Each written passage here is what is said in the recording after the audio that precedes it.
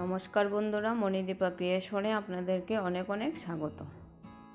আজ বানিয়ে দেখাবো চিতই পিঠা।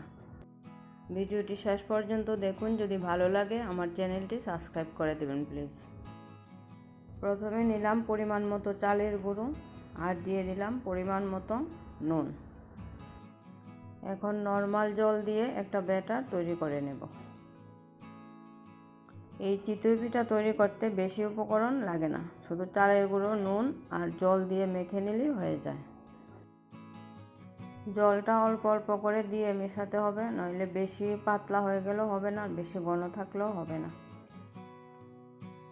দেখুন বন্ধুরা, আমি ঠিক এই রকম একটা ব্যাটার তৈরি করে নিয়েছি।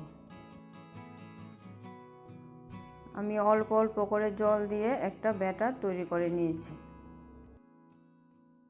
শুকনো চালের গুঁড়ো, তাই 15 মিনিটের জন্য ঢেকে রেস্টে রেখে দেব। ফিরে এলাম 15 মিনিট পর। আবার একটু ব্যাটারটা ভালো করে মিশিয়ে নেব, যাতে ভেতরে কোনো জমাট না থাকে।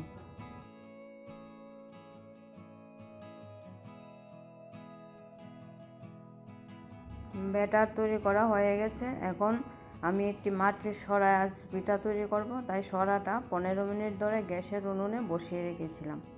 এখন গ্যাসের আঁচটা অল্প কমিয়ে দেব আর হাতে নিলাম একটি লাউ পাতা দিয়ে সরাটা ভালো করে মুছে নিলাম। চিতই পিঠা আমি মাটির সরাতেই সবসময় তৈরি করি। এখন দিয়ে দিলাম পরিমাণ মতো ব্যাটার।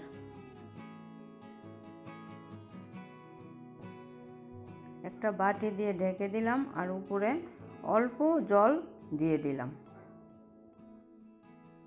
5 মিনিট পর ঢাকনাটা খুলে দেব। তারপর আরও 5 মিনিট সময় লাগবে পিঠাটা তৈরি হতে।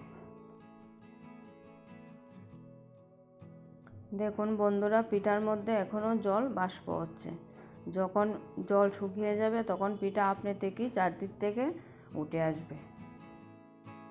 আমার একটা পিঠা তৈরি করা হয়ে গেছে। এখন আরেকটা পিঠা তৈরি করে আপনাদের দেখাবো। আবারও লাউ পাতা দিয়ে সরাটাকে ভালো করে মুছে নেব। তারপর আবার ব্যাটারটা অল্প দিয়ে দেব পরিমাণ মতো। প্রত্যেকবার দেওয়ার আগে ব্যাটারটা ভালো করে নাড়তে হবে, তাহলে ব্যাটারের ঘনত্বটা ঠিক থাকবে।